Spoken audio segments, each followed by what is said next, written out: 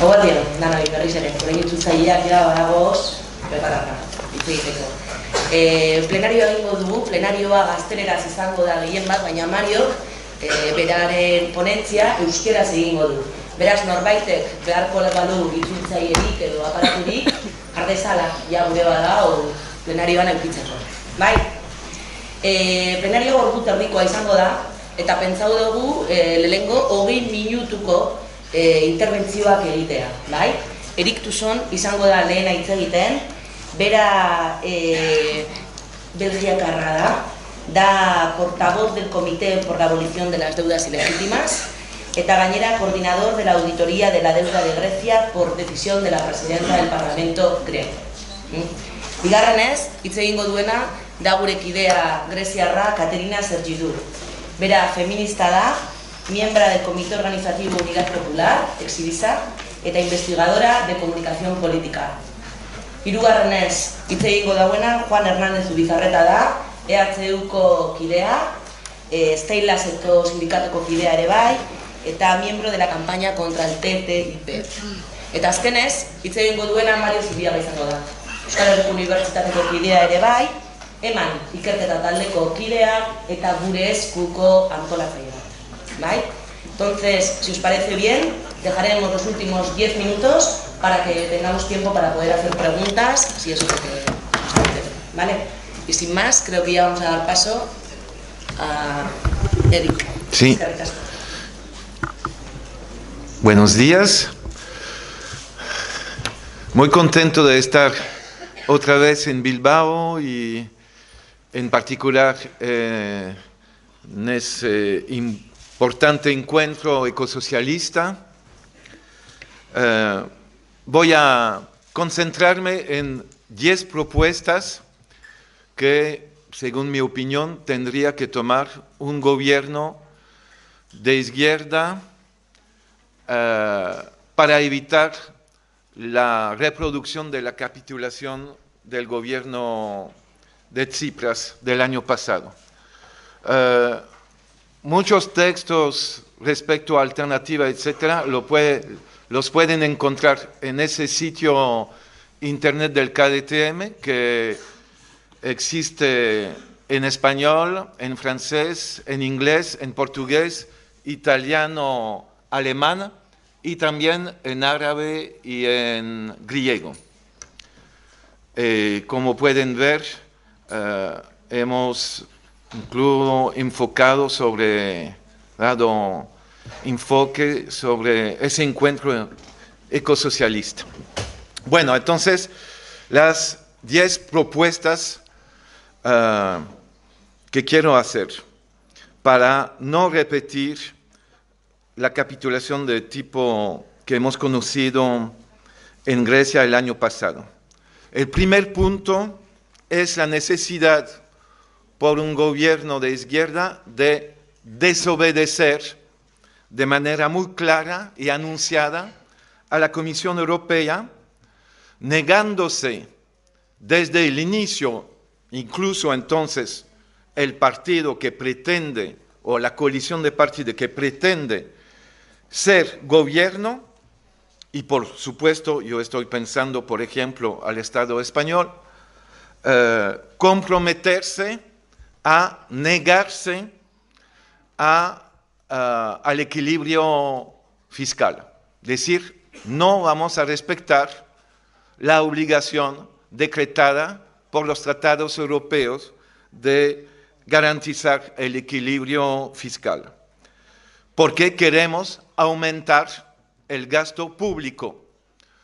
Claro, para luchar contra las medidas antisociales austericidas y para emprender la transición ecológica. Entonces, primer punto, declarar de manera clara y determinada el compromiso de desobedecer. Para mí es fundamental la idea que después de la capitulación griega se puede seguir con la ilusión de obtener de la Comisión Europea y de los demás del gobierno europeo, en caso de ser electo como gobierno de izquierda, de obtener de la Comisión Europea el respeto de la voluntad popular, mantener esa ilusión sería un desastre. Hay que decir claramente, hay que desobedecer. Segundo punto, comprometerse a llamar a la movilización popular, tanto al nivel del país como al nivel europeo. También eso faltó el año pasado en Grecia. Por supuesto, los movimientos europeos sociales no estuvieron a la altura en las movilizaciones que hubo, que tuvieron lugar, pero que fueron insuficientes respecto a la solidaridad con el pueblo griego. Pero es cierto también que dentro del marco de la orientación estratégica de Syriza no cabía llamar a movilización popular al nivel europeo, ni siquiera a llamar a la movilización popular en Grecia. Y cuando llamaron a la movilización a través del referéndum del 5 de julio 2015, fue para no respetar la voluntad popular del 61,5% de los griegos que se negaron a las exigencias, a obedecer las exigencias de los acreedores. Tercer punto, comprometerse a organizar una auditoría de la deuda con participación ciudadana. Y en varios países, yo diría, una auditoría que tiene que ser simultánea a la suspensión de pago de la deuda. Hay situación diferente en los 27 países que conforman la Unión Europea. Hay países donde la suspensión de pago es una medida de absoluta necesidad prioritaria. Para mí era el caso de Grecia, sería el caso, creo, de Portugal, también de España, de Chipre, de otros países. En otros países se puede empezar solamente por la auditoría y luego llegar a suspensión de pago. Entonces, son medidas que hay que implementarla tomando en cuenta de la situación de urgencia o no y de lo que representan los pagos de deuda.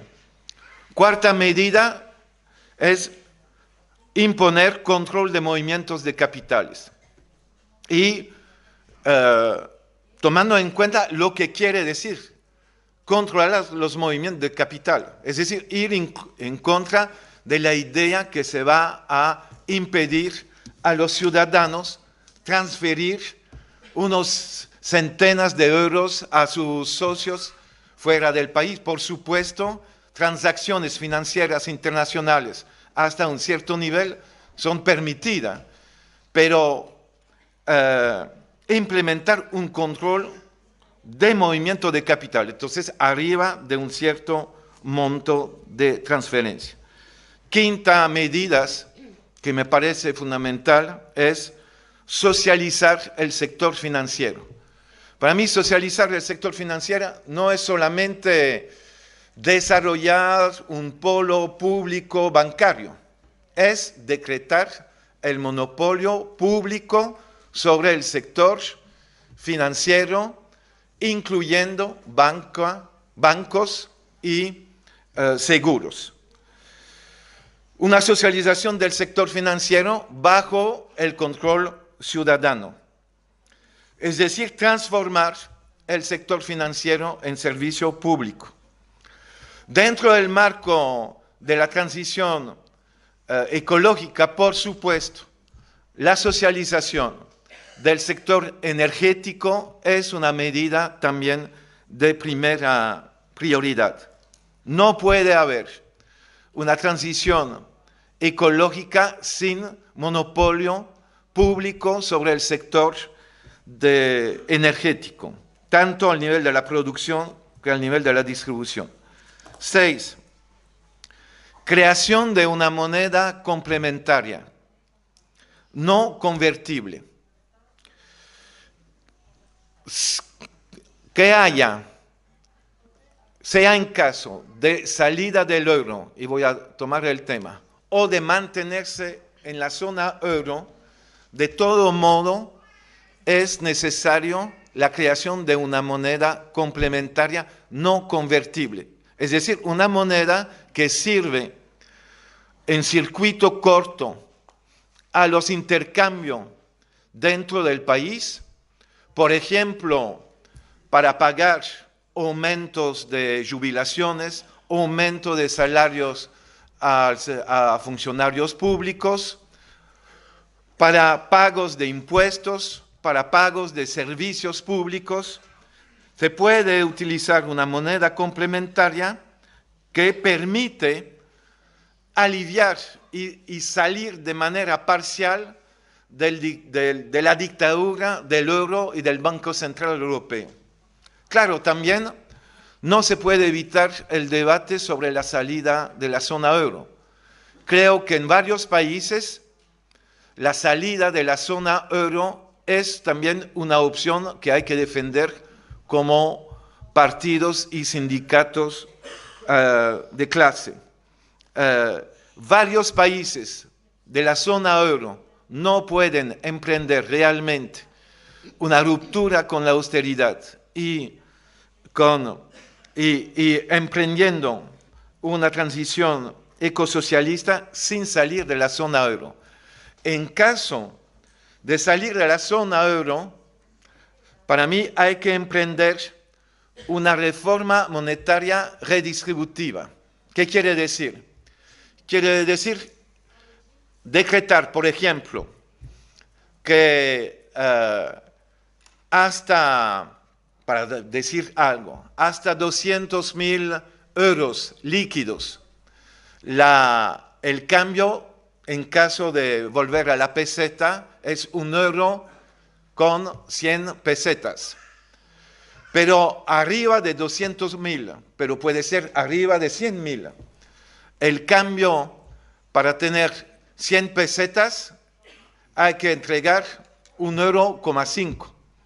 Arriba de otro nivel hay que entregar 2 euros, hasta llegando a niveles más altos de 500.000, entregar 10 euros para tener 100 pesetas. Eso se llama reforma monetaria redistributiva, que disminuye el circulante y redistribuye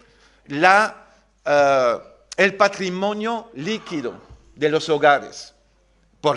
Evidentemente, eliminando una parte del patrimonio líquido del 1%, el más rico. Sabiendo, no sé exactamente los datos del País Vasco o del Estado español, pero casi un 50% de la población ni siquiera tiene ahorro.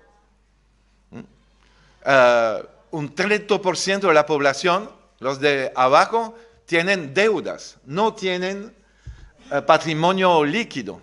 Pueden tener patrimonio en términos de vivienda hipotecada, pero no tienen patrimonio positivo una gran parte de la población.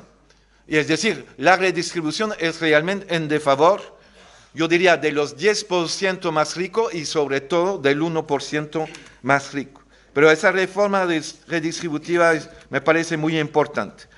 La medida 7, por supuesto, es reformar radicalmente la fiscalidad.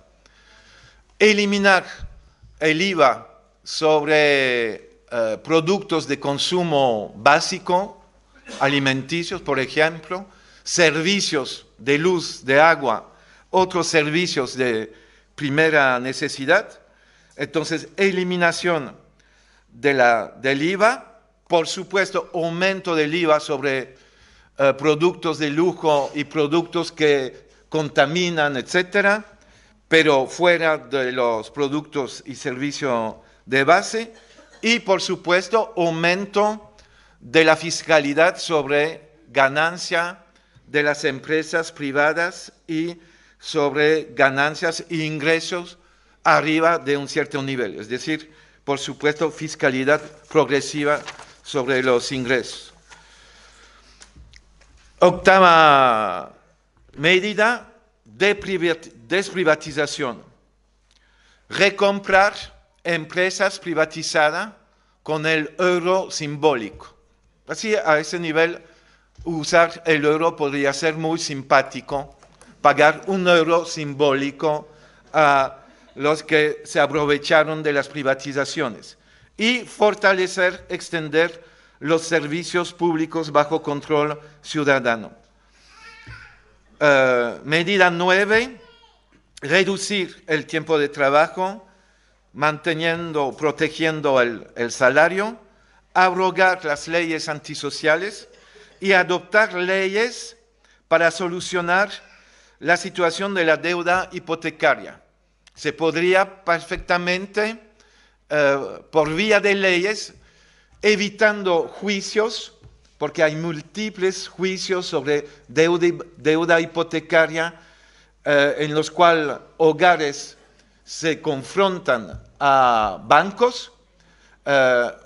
Un parlamento puede decretar por vía de ley, por ejemplo, la anulación por leyes de las deudas hipotecarias abajo de 150.000 euros, por ejemplo. Y entonces eso permite no pasar a través de juicio. Medida 10, abrir un verdadero proceso constituyente. Por supuesto, no se trata de cambios constitucionales dentro del marco del Congreso o de los Cortes actuales. Se trata de disolver el Parlamento y convocar a la elección directa de una asamblea constituyente, claro, encontrando cómo hacerlo, tomando en cuenta la cuestión de nacionalidades, etcétera, pero abrir un verdadero proceso constituyente, sea en las nacionalidades o al nivel de la federación, al nivel del Estado como tal. Y claro, buscar cómo encajar esto con otros procesos constituyentes al nivel europeo. Bueno, son para mí 10 medidas básicas a someter al debate, pero pongo esas medidas a un nivel alto porque creo que sin medidas radicales anunciadas desde el inicio, no habrá ruptura ni siquiera con las políticas de austeridad. No hay margen de maniobra para romper con las políticas de austeridad sin tomar medidas radicales contra del gran capital. Los que piensan que se pueden evitar esto son traficantes de ilusiones. Y tenemos que ser traficantes de ilusiones, yo diría, porque en español el término puede ser positivo, yo diría traficantes de humo o de fórmulas que no pueden encontrar realmente forma concreta de realización. El nivel europeo, la arquitectura europea es tal y el nivel de crisis del capitalismo es tal que no hay más verdadero espacio para políticas neokeynesianas productivistas. Para mí el ecosocialismo no es el discurso del domingo, es el discurso diario del cual tiene que bajar las propuestas inmediatas que hay que concretar y complementar la lucha contra la austeridad y emprender el pasaje y la transición ecosocialista es una necesidad absoluta inmediata. Muchas gracias por su atención.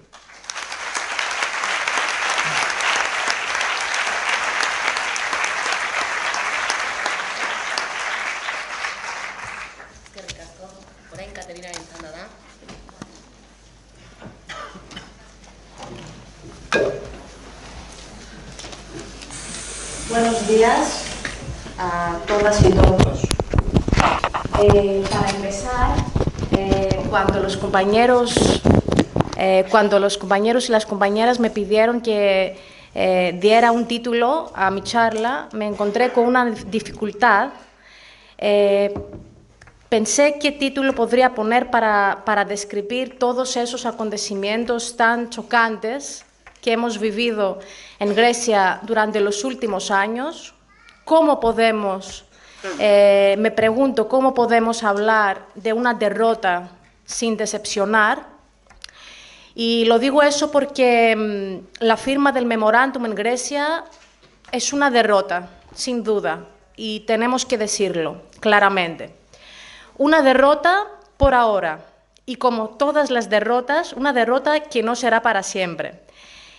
Y claro, no es la primera vez que las cosas van mal y no será la última. Entonces, quizás sería mejor y más correcto hablar del cierre de un ciclo político.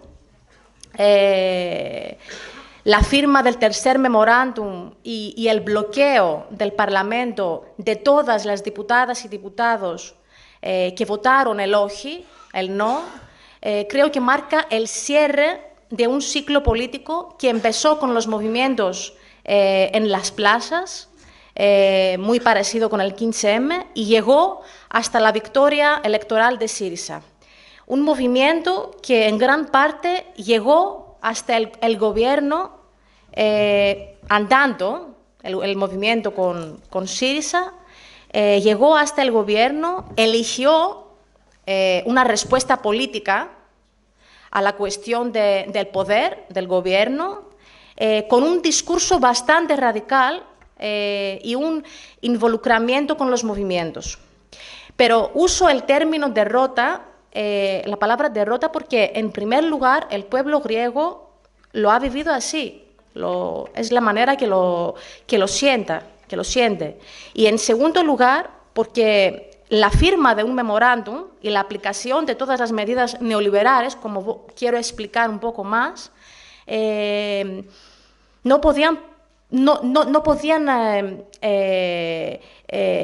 significan un golpe para nuestra gente, un cambio en el nivel de nuestra vida, es un golpe para la democracia y también, diría yo, para la ideología de la izquierda. Es un golpe que nos hace a pensar cómo vamos a reconstruir nuestros partidos, nuestros movimientos, no desde el principio, porque nunca empezamos desde el principio, pero estamos en un proceso de reconstruir cosas y buscar nuevas respuestas. Y también esa derrota significa que hemos vivido, significa que en este mismo momento Alexis Tsipras, el primer ministro, está regalando la hegemonía al campo de la derecha y a los élites europeos para que los pueblos de Europa, para que la gente diga no hay alternativa, todos son los mismos, las cosas no pueden cambiar. Como ya sé, tenéis una información muy buena, muy profunda, y por eso no quiero describir con detalles qué pasó. Es una historia muy larga, desde la victoria del enero hasta el retraso de julio y la firma del referéndum. Solamente quiero hacer referencia en algunos momentos que determinaron ese rumbo y terminar al final con algunas conclusiones que colectivamente hemos hecho los que decidimos salir de Syriza el año pasado para honrar y seguir el OJI valiente que vivimos en el referéndum.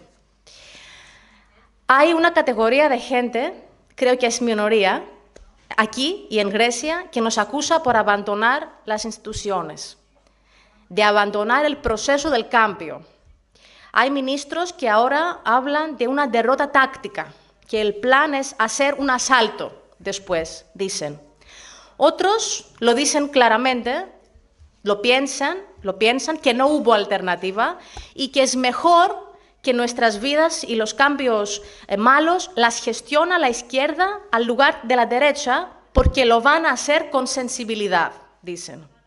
A ver, unos ejemplos en el nivel de nuestra vida para ver qué es esta sensibilidad. Esta semana termina con dos malas noticias. Una, la ratificación, no sé si lo digo correctamente, la votación del Parlamento griego de la venta del Elliniko, que es una tierra muy grande en Atenas. Eso significa un daño enorme para el medio urbano y el entorno natural, porque en Atenas no hay ahora ningún espacio para crear un parque que podría mejorar nuestras vidas. Estamos hablando de 3,5 millones de metros cuadrados que el gobierno vendió a una de las familias más famosas capitalistas en Grecia. En este caso, no vale el argumento que no tenemos alternativa, porque teníamos una solución sostenible, una solución que fue creada de universidades, de movimientos, durante años. La segunda mala noticia es el inicio del proceso para vender el agua y las empresas públicas del agua, incluyendo estas empresas junto con otras del sector público en un superfondo, lo dicen, de privatizaciones. Yo quiero repetirlo para que lo escuchamos. El gobierno de Syriza está vendiendo el agua público. No sé quién puede políticamente seguir defendiendo a este gobierno con el argumento que no hubo alternativa y que tenemos que defenderla porque la Troika está chantajeando a este gobierno constantemente. Y en estas malas noticias, que para mí la venta del agua es muy grave, en estas malas noticias podemos añadir muchas más cosas. En el transcurso de 1 año y medio se han vendido todos los aeropuertos y puertos del país, todos, edificios públicos, grandes tierras. Están preparando unos cambios en la ley laboral que, entre otros, va a restringir el derecho a la huelga, el gobierno de izquierdas, ¿no?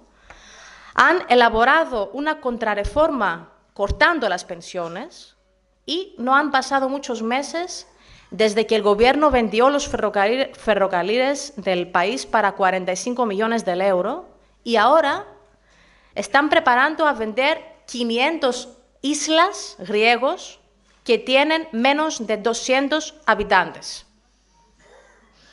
Entonces, esas cosas son la gestión de un gobierno de izquierda que lo va a hacer con sensibilidad. En estas medidas también podemos añadir, a pesar de la venta del Elliniko, que decía antes, de esta tierra grande, otra que es la destrucción, la extracción del oro en Skouries, en Halkidiki, no sé si lo conocéis, que está transformando la área en una tumba, una fosa de la naturaleza, incluso infectando gravemente el agua para todo el norte de Grecia. Y no podemos olvidar las luchas que han dado los habitantes del pueblo de Skouries, mujeres, ancianos, chicos, niños, todos con la base de Syriza durante muchos meses. No podemos olvidar esta lucha tan grande y ahora vemos esta traición tan grande. Y también tenemos una crisis humanitaria. Este gobierno, con el acuerdo de Vergüenza, ha permitido que miles de refugiados vivan en condiciones impensables, inhumanas, mientras el gobierno, lo veo compañeros, compañeras y amigas y amigos que han venido con la caravana de solidaridad en Grecia, lo saben, lo han visto, mientras el gobierno no es solamente que no puede hacer cosas, es que hace las cosas que hacían los anteriores. Hay una diferencia. Es otra cosa decir que no podemos hacer más cosas, muchas cosas, porque no tenemos dinero, pero estamos tratando. Y otra cosa, hacer políticas que son neoliberales, que son de derecha. ¿Qué hace el gobierno con este asunto? Prohíbe a los movimientos solidarios organizar una vida dentro de los campamentos más digna. Nos prohíbe a entrar en estos campamentos. Vemos entonces aquí que no tenemos solamente medidas que tienen un peso económico, sino también que tenemos medidas que tienen un peso simbólico. Son medidas que casi desde el principio de este gobierno demostraban y enviaran un mensaje que decía que Syriza no quería molestar y romper la normalidad, incluso en cuestiones que no formaban parte del acuerdo con la Troika. Podría seguir con números, pero no hace falta, porque en realidad no es solo una cuestión de números y economía. En realidad, el memorándum y toda la política del gobierno, para mí, significa tres cosas. Uno, la aceptación por parte del gobierno que nuestras vidas en todos los niveles seguirán siendo organizadas en torno a una política que da la prioridad a los beneficios, a las ganancias, los beneficios, y esto no cambia, porque cuando vendes el agua no hay vuelta atrás. Segundo, que hace el gobierno es que continúa la máquina gubernamental y la continuación del Estado, y para hacerlo tendrá que reprimir si no puede convencer, y no puede convencer, porque no puedes convencer si vendas 500 islas griegas. Y en tercer lugar, significa la muerte de la democracia y de la soberanía. Una de las fiestas del nacimiento de la izquierda radical en Grecia es la caída de la dictadura del 73 y la lucha para el pan, la educación y la democracia, como decía el viejo lema. El simbolismo de que el gobierno, después de tantas décadas de lucha, logra votar leyes que nos quita el pan, la educación y la democracia es muy fuerte. Y en esta situación, es esta situación que nos permite hablar de traición. No es casualidad que la gente no permitió a Tsipras acercarse al monumento de la caída de la dictadura este año en la Universidad Politécnica. Es la primera vez en la historia que un líder de la izquierda no puede entrar en este edificio. A ver, ¿qué significa ausencia de democracia y soberanía? Significa que el memorándum trae el fin de la democracia. Uno de los compromisos del memorándum es que el gobierno tiene el compromiso de no votar leyes, nada, de ningún tema, sin el permiso de los acreedores. Nada, no puede votar. Es un compromiso que significa que el gobierno ha aceptado a no gobernar, a no decidir, sino a gestionar decisiones que se toman fuera de los bancos, las multinacionales, etcétera, los burócratas de la Unión Europea. ¿Qué más es esto que una autoeliminación del gobierno y de la democracia?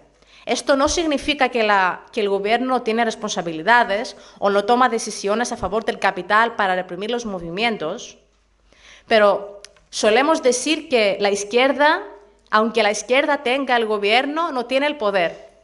Y es verdad. Pero en ese caso ha entregado también voluntariamente el gobierno. Entonces tenemos una cosa que es peor que cualquier otra situación histórica. Y en esa historia creo que no hay cosa más irritante y más característico que el desvío de la voluntad colectiva del pueblo de lo que pasó con el referéndum.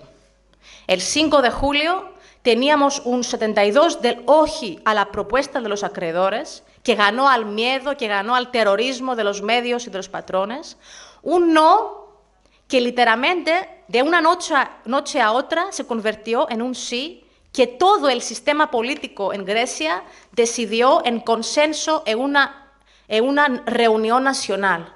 Imaginaos la imagen. Estamos en el domingo, estamos celebrando el oji con los pueblos de Europa y el lunes despertamos y vemos en la televisión, porque nadie nos lo dijo en el partido, claro, que Tsipras está reuniendo con los partidos de la derecha y todos están acordando a aceptar el memorándum en unas horas. Entonces, en Grecia tenemos en realidad una violación de la Constitución, porque 2 días antes del referéndum histórico teníamos quizás la manifestación más grande desde los 70. También lo sabéis, teníamos una resistencia muy fuerte dentro del Parlamento, con 35 diputados y diputadas votando no al memorándum. Y esto, claro, tenía como consecuencia que Merkel y Schäuble se ocuparon de nosotros, y especialmente Unidad Popular, que se supone que éramos la expresión del grupo parlamentario desobediente, y también una minoría, arriesgaron nuevas elecciones y una posible inestabilidad con un solo objetivo: impedir que la oposición, que el OJI, tuviera una presencia parlamentaria. No querían 30 diputadas y diputados en el Parlamento votando OJI constantemente. Efectivamente, en septiembre de 2016, Alexis Tsipras robó el voto de la gente antes que las medidas se aplicaran, claro, y los desobedientes no logramos entrar en el Parlamento por 5.000 votos menos. Pero 40 días después tenemos la primera huelga general. Y también hay que destacar que la abstención en las elecciones del septiembre era enorme, y una gran parte de la gente que había votado hoy no votó el septiembre. A ver, ¿qué alternativas teníamos y tenemos? No quiero entrar en detalles y en un análisis económico. La verdad es que, aunque nunca nos dejaron hablar de un plan B, la realidad es que el gobierno no siguió ni el plan A. A pesar de los grandes problemas democráticos y el cambio del discurso internamente en el partido, habíamos trabajado en un programa muy detallado que era en parte el programa proelectoral, que entre otras cosas hablaba de la eliminación de la deuda, de ningún sacrificio por el euro. Una alternativa también seria era el paro de pagos a los acreedores. Según fuentes del Estado, teníamos dinero para pagar salarios y pensiones durante 2 años sin prestar nada. En realidad, teníamos un programa lleno de medidas aparentemente utópicas, como decían, como la nacionalización y socialización de los bancos. Y a pesar de lo extremo de las medidas, la gente votó este programa porque había el convencimiento de que el gobierno podría realmente aplicarla, y también existía la necesidad. Entonces hay la posibilidad de votar y hay la posibilidad que un gobierno, que un partido puede unir la gente en la base de un programa tan radical. También hay que destacar que el gobierno tuvo muchas opciones, incluso en el último momento. Ha dicho muchas cosas Eric. Una de las armas más importantes era todo el trabajo que han hecho la expresidenta del Parlamento sueco Konstantopoulou y Erik Thussen en nivel científico y político en la Comisión de Verdad sobre la Deuda. No lo ha dicho, pero el trabajo que han hecho se ha desaparecido del sitio web del Parlamento griego, lo han borrado, no existe. También una alternativa más era el control de los bancos para evitar los capital control. Y lo más importante, claro, era la salida de la eurozona. Y eso también era uno de los lemas más importantes en las elecciones: ningún sacrificio por el euro. Pero otro elemento también era las alternativas y la solidaridad internacional. Porque lo sabéis muy bien, unos minutos más, que en los países de Europa, especialmente del sur, la gente ponía urnas en las plazas los días del referéndum. Entonces hay una pregunta: ¿cómo podíamos usar este nuevo internacionalismo? ¿Cómo podíamos convertirlo en un escudo para el pueblo griego? Es una pregunta que sigue sin respuesta. Pero yo quería dar más énfasis no tanto en las medidas concretas, sino a la alternativa como elemento constitucional de la izquierda. ¿Por qué? Porque cuando hablamos de alternativas no referimos todos a la misma cosa. Para los pueblos y los movimientos y todos los tipos de izquierda, las alternativas siempre se acompañan de rupturas y muchas veces aparecen cuanto menos se esperan. ¿Las alternativas qué es? Es un espacio, una calle, una vía, cuando las cosas dicen que no hay camino, que no hay alternativa. Esa es la alternativa. Abrir caminos y demostrar que hay maneras de hacer las cosas diferentes. Y a veces yo creo que la historia ha demostrado que cuando no teníamos alternativas, nosotros mismos volvíamos a hacer la alternativa, la última barricada para que no pasaran. Entonces, eso no pasó en el caso de Grecia. ¿Por qué? Porque aunque teníamos un programa muy detallado, faltaba la voluntad política. La decisión a ir hasta el final para ver hasta qué punto los pueblos pueden llegar, y no solamente suponer que la gente no está preparada todavía, para ver hasta qué punto puede llegar la imaginación colectiva de la gente. Y a pesar de lo que dicen en Grecia, especialmente en Syriza, el referéndum de julio mostró esto, que la fuerza de la gente en algunos barrios superó el 80%. No solamente era un 62% del referéndum. En muchos barrios populares teníamos 80% de gente popular que votó no. Para concluir, si algo tenemos que atribuir a Tsipras es que no se atrevió a esa ruptura. Es que no hizo una negociación verdadera. Tsipras suplicaba a los acreedores y no decidió paro de pagos.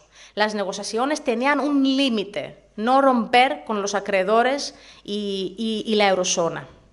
Entonces, para concluir, ¿era un error, nos pregunta la gente, construir un partido amplio como Syriza? La respuesta es no, porque Syriza surgió como necesidad